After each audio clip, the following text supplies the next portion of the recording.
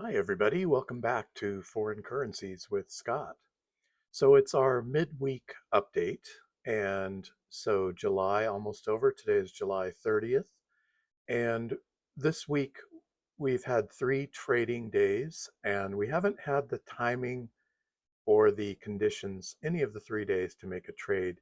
So we're still at the same point we were on Sunday. Now, what I thought we would do is just pull up our transactions history since we started this $1,000 challenge and see what has happened. So we did look at this a little bit on Sunday. We're going to look at it a little bit more right now. So at the bottom there is our first trade, and you can see that it was a winner for $72. Now, if we select this bottom one, we will see that the size was plus 0.24. So that's a 0.24 contracts. And so that means we were hoping that the pair would go up. So then you can see the opening was $1.36 and 4.8 pips, and we closed at $1.36 and 34.8 pips. So we got exactly our 30 pips up, and it was a winner. So if I just tap on that, it'll take me back to the previous screen. And now I'm going to look at the second trade our first week, which was a loser. And we will see that it is also plus 0.24. So we were also trying to watch the pair go up from a lower value. So in this case, we lost $48. You can see that the opening was $1.35 and 4 pips. Now, what happens is if the trailing values are 0, it will just omit them. So we don't need to wonder about any pipettes or portions of pips. You can just see that after the 4, it's all zeros. So it's actually $1.35 and 40.0 pips. You can see the closing price was $1.35 and 20 pips, which is a loss of 20 pips, or our $48. All right, so after those first 2 trades, after the first week, we were in perfect position. We were up $24 on our initial investment of $2,000.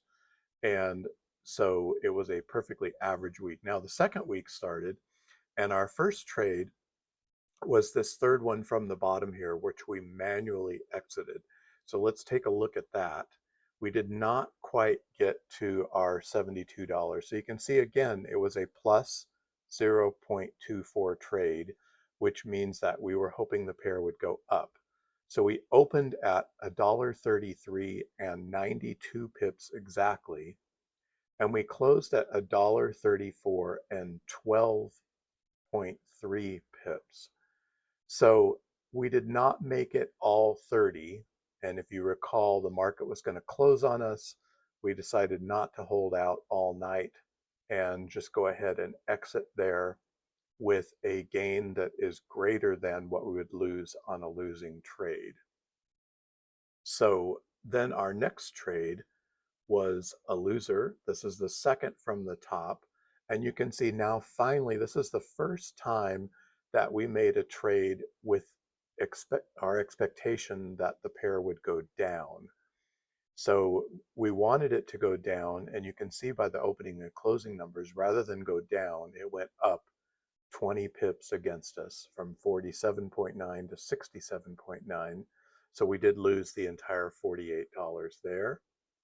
And then our most recent trade was also a loss of $48. And you can see here again, we went back to looking for the pair to go up.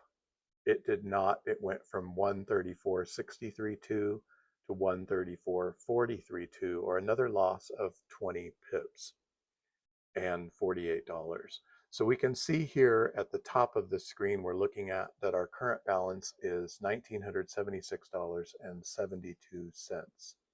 So we are below our initial investment, and our trades so far are, let's see. So after the first week, they were 1-1, one win, one loss.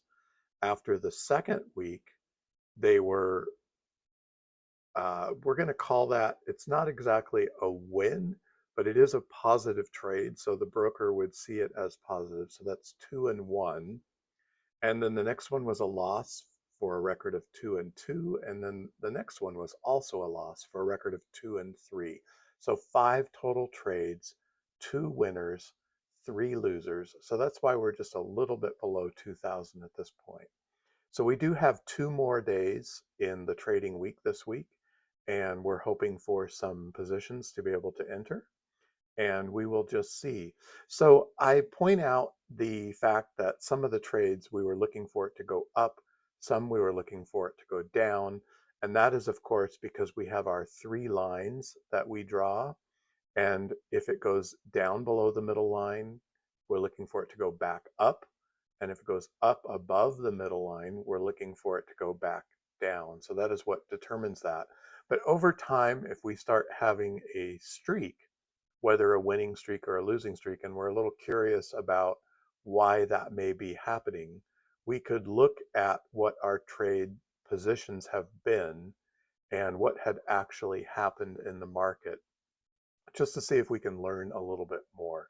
So we'll wait for an actual example of that, perhaps in the last 2 days of this trading week, to see, and we'll see what we can find and evaluate it afterwards. So standing pat so far for this week. We'll see what the last 2 trading days of the week have in store, and we will talk about that on Sunday. Until then, good trading, everyone. Take care.